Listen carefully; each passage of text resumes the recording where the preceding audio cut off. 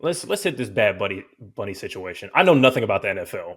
I don't know if Adam, if you're a football person, but Not at all. I aggressively yeah, ignore football. It's a sport yeah. for babies. Like Uh oh, it's a uh sport. oh.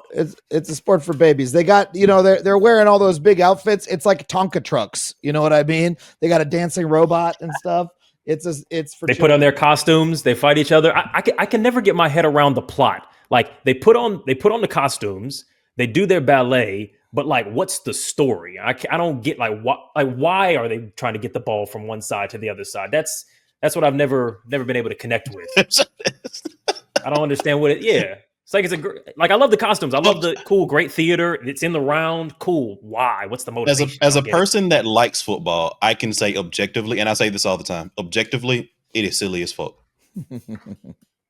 Like I like it because of indoctrination, socialization, and Yeah. Yeah. and all that kind of shit. But like, it is objectively ridiculous as fuck. And I'll shoot you some bail. Like low key, when I watch, and it's a similar feeling I get when I see people in church sometimes. When people have their faces painted and they've got their little baby in one arm and a hot dog in the other and their little foam finger, and they're going, yeah, fucking kill him, whatever. I'm like, they're tapped in to a primal sense of community that I feel like I'm losing out on. Like I wish I could, because it actually seems really fun, whatever they're doing, but I just don't get what. Same with wrestling. I'm like, I would love to just put on your Letterman jacket and go out in the cold and have your hot cocoa and your foam finger and just be in community over kind of nothing.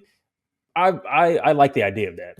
Former race car driver, blah, blah, blah, blah, Bad Bunny. So basically just like it seems like conservatives are mad that Bad Bunny being a Latin performer, but he's Puerto Rican, so he's American, is my understanding. Is that right? Yes. Yes, he's a citizen. That him being at the Super Bowl is somehow anti-white America or something like that? Yeah, I mean, isn't it funny how just like racism is back and they're just out there being like avowedly effect. racist? They're just like, wow, I'm racist. You can't have a Come on. Spanish, you can't have a brown guy at the Super Bowl. Don't you know that I'm racist and I don't want to see brown people because that offends me as a racist? Like that's what they're saying. Now they also claim that he's Yeah. like, he has spoken out against ICE. That's the other reason that they don't want him to, because he said he hasn't performed at the mainland because he's been worried that I believe the reason he wasn't performing was he was worried that ICE would raid his concerts. So Right. Yes. he's trying to keep his fans safe from ICE raids, so he hasn't performed in the U.S. recent or on the mainland recently. So I guess they're mad about that too. But like it's just incredible that like they feel so licensed to just be racist, and yet they still get so mad if you call them racist. It's just like, well, you guys are racist. Just be racist if that's what you want to be. You're a Nazi. What are you doing? Come on. Yeah. I actually don't think Like- we should even call them Nazis because the Nazi, that's specifically German. They're fascist racists, like and they should embrace it. So just fascist, you figure, because Nazi it's adding a cultural twang to it that's not quite accurate. I think so. I mean, Nazi is from the German National Socialist Party. It does, in fact. Now, are their politics and ideology and means of control almost identical to the Nazis? Yes. Are they, in point of fact, Nazis? No. They're racist fascists, Okay. just like the Nazis. But let's call them racist fascists. You know what I mean? Like 100 years from now, when people say MAGA, they're going to say MAGA as though the way we say Nazi now, Like right? you were saying As a Nazis, bad yeah. thing. So let's say, let's keep calling them MAGA and be like, yeah, MAGA means Nazi, means fascist racist, right? Which is what they are. I mean, they should be proud of being racists if they want to be racist so bad. I don't understand why they don't Some just of them use the are. word for themselves, Yeah, I don't know why are some of them still, because I guess the idea is that some of them think that they're not racist, but I'm like, what definition are they operating from? Yeah, they're operating from the definition that this is what these people think.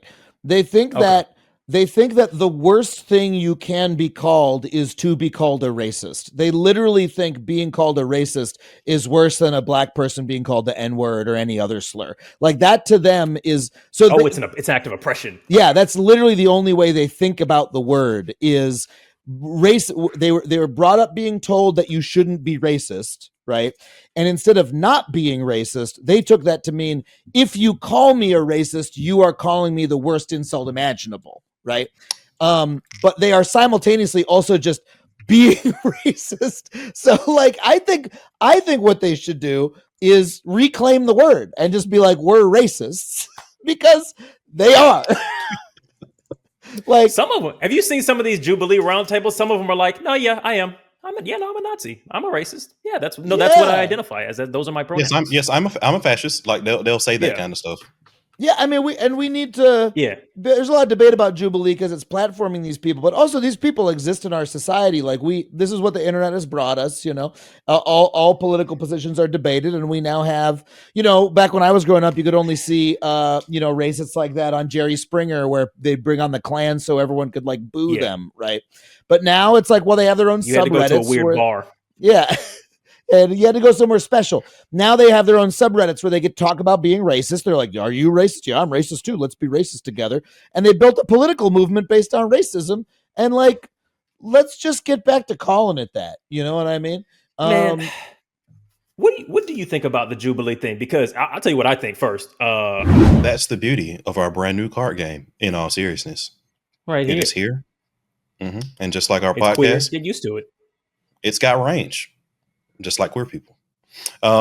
Every card gives you two options: one thoughtful, intimate question to spark a deep conversation, and the other one is, some complete dumbass bullshit.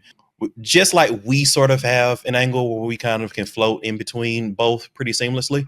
It's great at a cookout, kickback, game nights, family reunion. Plus, it's double the cards of our last game, 100 in total. Double the prompts. It is yes. Double the prompts. It is live now. Grab yours. If you are a channel member or a subscriber, you get an extra 10% off. It ships from shop.wavingtheredflag.com. Go ahead and cop that. Go ahead and lock that shit in and get ready for some of the deepest and dumbest conversations that you've ever had in your life. Big facts. And if you want to grab the other card game, I'll just toss that into the same little conversation. It's a Red Flag is our classic flagship conversational card game. Every single card has a prompt that asks you, is this a red flag in the person that I'm dating? And you and everybody that you're having a dinner party with, whatever it may be, can laugh and talk and discuss for hours. You can find out about whether or not you and the person that you're dating are on the same page. That's shop.wavingtheredflag.com. 10% off for all channel members and Patreon members. You can grab that right now. They're live. They're going out. We sell them. Grab them. Also, Christmas is coming up. If you already have a pack and you enjoyed it, grab it for a loved one. I don't think that there's any contention here. I think that what Jubilee is doing is like, if you've got progressive here and you've got racist, fascist, Nazis, neo-Nazis here, I feel like what Jubilee is doing is like 2/3 of the way closer to the fascist side of things, because they're creating an argument that is shifting the whole Overton window way right. Like because before there were things that weren't up for, like, cool, debate, discourse, forum is great, but we have fucking borders on this shit where we go, cool, we're not trying to figure out whether or not black people are humans or whether or not you can fuck a 2-year-old. But what Jubilee is doing is, well, all expressed opinions are valid, so let's have like one pedophile arguing against a group of second graders. That is a net negative. I don't even see them as like a bit contentious anymore. They're just a speaking horn for evil shit at this point. And they certainly justify it. I mean, it's interesting because when you watch the videos where it's like 20 progressives versus one Ben Shapiro or whatever, right? The progressives are just saying like, we think that other people should be treated with kindness or whatever. They're like begging for what do you mean by humanity. people? And then Ben Shapiro's like, right. And Ben Shapiro like seems like the one who is in control, right? But you have these progressives saying like basic stuff, but sort of pleading to be taken seriously, right? And then on the other hand, when they have the right wingers on, they have people who are just saying, oh yeah, I think we should round everybody up in camps. Or like, I hate democracy and I think we should have a theocratic king. And like, even though you've got somebody much smarter than Ben Shapiro arguing against these people, like Mehdi Hassan or whatever, the racists are just so excited that they get to say this in a group at all. They're like high-fiving, and they don't give a shit that their arguments are being demolished because they don't actually care about debate. They don't actually care about being right or wrong. They just care about getting to throw their shit in public, and that serves their purpose. So yeah, I mean, I think it's bad, but it's also just like, I mean, Jubilee's just chasing hits. Like, they don't have an ideology. They're just, fucking trying to make a buck. So like, I also don't, if you're willing, I don't expect them to have any responsibility to the public. They clearly don't feel one, I mean, we were talking about, you probably want to talk about the comedians who went to the Riyadh festival, right? Definitely. It's a little bit similar because those comedians, like, what they're telling you is they don't give a fuck. They don't have any principles. They don't have any morals. They don't believe in it. It's not even disappointing because those are all people who I'm a comedian. I never had faith in any of those people. I am disappointed. I am disappointed. They're insane, greedy narcissists, I mean, Burr had been making a lot of people happy lately, right? But at the end of the day, he's what they're communicating to you is they don't give a fuck. They don't give a fuck about anybody but themselves. Tim Dillon was the most honest about it because he was like, they're paying me enough money to look the other way, and he was just saying, because he's an insane nihilist sociopath, right? And I say this as a guy I've known him for 20 years, maybe 15 years. Just doesn't give a fuck. Yeah, he doesn't give a fuck. Like, and doesn't pretend to. Yeah, exactly. But people are always justifying, we're always looking for sense where there's no sense to be made, right? So Jubilee, is this really responsible political content? Well, that's not what they're trying to make. They're trying to get views, and they don't give a fuck. And you watched it, and like, the end, game over. If we want better political content, we got to make it ourselves. But like, what are we going to write a letter to? Please, Mr. Jubilee, stop putting such bad stuff into the world. Like, literally, what are we doing answering here? This in earnest, a thing like Jubilee should get taken down from YouTube in the way that we've done hate in the past. And I think that we kind of like glaze over it as like, oh, they're just concerned with money. But I think that that's maybe the same kind of evil. Because we've talked about this with like the Andrew Schultzes and Theo Vaughns and shit, where it's like, oh, they're not racist. They're not even really MAGA. They're just looking to get their clicks up. And I'm like, if you're willing to do Nazi, fascist, evil, racist, transphobic, whatever shit to get your clicks up, then you're functionally indistinguishable from those. Yeah. Jubilee falls in that category. They should be demonetized. Yeah, but they won't be. Yeah, fair enough. Fair enough. That's hopeful thinking. Yeah, it's not going to happen. We're not going to moderate the internet. We lost that battle. Liberals were trying to say to the platforms, no, we got to keep. Literally, what the right wing thinks is that they think that the attempt to keep dangerous COVID misinformation off of the internet in 2020 is like license for them to like lock up pro-Palestinian protesters, right? Like they literally used the attempt to not spread false facts about a global pandemic. That was like that's some very basic moderation for those platforms to do. The platforms did it. The right wing had a decade long, almost at this point, half a decade long freak out about it, and like won that battle, and now have gotten all of the social media. They A, won an election off of it, and B, convinced all the platforms to just abandon moderating everything. And by the way, now all the platforms are owned by right wing billionaires, right? Right, like all the billionaires went right. So like we live in hell, you know what I mean? And we can sit around and go, oh, things should be better, but they're not going to be. I will say this for all the wrong reasons, because I largely agree with everything that was said. For all the wrong reasons, I think the right overplayed their hand because what is happening is, and the Kimmel thing was kind of, I hate that had to be like the watershed thing, but I think the Kimmel thing kind of showed people, because Americans exhibit this rugged individualism shit versus anybody who tries to like limit the rugged individualism. So I think with a lot of this shit, and you see it with a lot of the ICE raids too. So like even with the people who were very pro like stronger immigration stances, they're actually not pro doing it at like construction sites. They're like, those people are working and whatever. They have it in their mind that like all of these immigrants are gangsters and drug dealers and stuff. So you need to be in like the inner city street corners getting those and all that kind of stuff. So when you double down on this censorship of people that you just don't like, I think people are seeing through that, because even on the right, again, with the Kimmel thing, censoring Kimmel was viewed heavily negative for a bunch of people that are like, well, my First Amendment rights was just blah, blah, blah, blah, blah, blah. They don't care who does it. They hate it when anybody does it. So I do think that there'll be some level of backlash for the GOP versus that, but I think it's for all the wrong reasons. There's a backlash is coming for sure. We'll see how strong it's going to be, and if it's going to be able to overtake what these guys have been able to do to our political system in the meantime. It's pretty fucking rough economy, out there. We're living under fascism. Our geopolitical standing is probably shot. Like we'll probably. Oh yeah. It's yeah. No, I mean we need to face the fact that like America has simply become a worse country to live in, a smaller country, a less prosperous country, a less free country, and it'll be like that for the rest of our lives. Like we can try to make the country more free and more prosperous again, but we've lost a lot of ground, and like the country's smaller than it was before.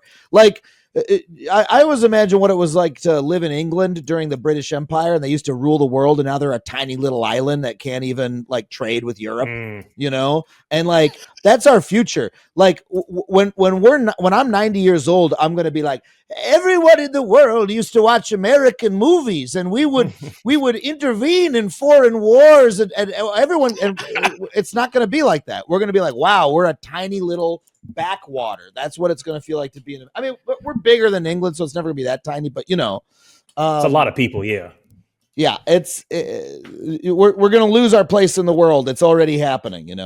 Yeah, I feel like that's almost done and dusted. Because, like, I would say Alvin definitely has a better grasp on like geopolitics, and he has a more maybe not hopeful, but and correct me if you think I'm mischaracterizing Alvin, like view of the future. And I'm very like the sky is falling, everything's about to be fucked up type shit.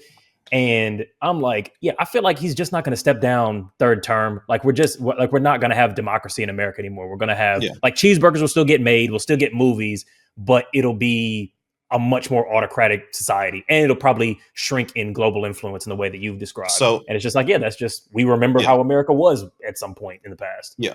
So I think the sky is falling. My take is consistently that, a lot of people. So I'll like just like letting you into, like, I get DMs all the time of people saying like, is the world going to end? Should I like liquidate all my savings and shit? Like, like that kind of stuff. So like when I think we should sound alarms, I think that we should understand that people can persevere through a lot of shit. Like there are two black people. You're trying to inoculate against hopelessness. You know what I'm saying?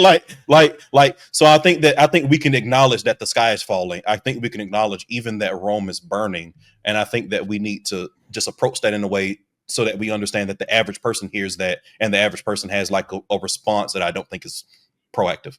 The other thing I will say in terms of like American geopolitical like stance is.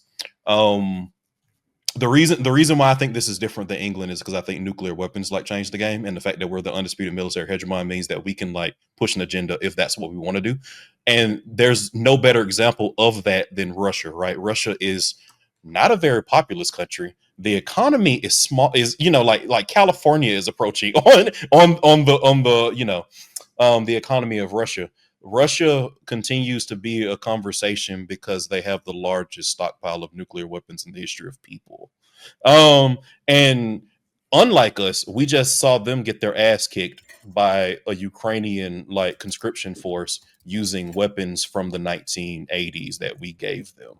So it's also like I think it's a bit more nuanced than that in terms of America with geopolitical standing. But in terms of America being able to do stuff like borrow money at the highest level of credit rating and all that kind of stuff, or like America being able to use the dollar for a diplomacy standpoint, and not necessarily even as a reserve currency, but even just in the context of like the IMF historically has been predominantly funded by the United States. Like our U.S. aid was effective. And I've talked about this, but U.S. aid was effectively neocolonialism, right? Like the aid that we were giving people from that perspective that all got pulled back changes the game, and then other people come in, say China with a lot of cash that's flush, that's burning a hole, and they have overheating economies, and they're like, well, the United States pulled out of these African nations in terms of giving aid. Well, maybe we do it. Maybe we're the new neocolonial like aid power. I think that's where you'll see the difference from that perspective. But I do think that, to Adam's point, when you pull back a lot, it's very difficult to take steps forward, because that's what we saw after Reagan, right? There's a lot of stuff that we never really recovered after Reagan. Like we literally just like, you know, took some steps back, and then a lot of people were trying to claw back to even get to that baseline, and we've never really gotten there. And so because that's different, like wait, so is the idea there that we've never clawed back that kind of influence on the world even in the past, or have I misunderstood? I'm not even I'm not talking about influence, because like influence, like Reagan wasn't a drop off of you know, global influence. Reagan was a drop off in terms of the status of the average American life, right? Like Reagan is literally when, you know, healthcare expenditure and higher education expenditure like outstripped earnings growth, right? So like I'm saying, like a lot of that stuff that directly impacts how we live, directly impacts like our personal freedoms. It's a lot to try to get back to a baseline once the baseline is eroded. Okay. Clinton tried. If you want to be able to watch the full podcast hour 30, you can get that. Become a part of our inner circle here at the podcast, and you can join on Patreon or YouTube via the memberships. You get full access to the uninterrupted episodes. You can rewatch the live streams at any time, and you also get discounts on merch, including 10% off of our brand new card game, In All Seriousness. You also get access to our Discord, where you can interact with, as our great Joshua always says, some sane people. If you want to be a part of a smaller community that we've been able to cultivate and curate, we are currently running a special where we have 50% off of the annual membership. So $42 for that full year. Make sure that you take advantage of that, become a part of the community. You can join again on Patreon or YouTube. Come through. Peace.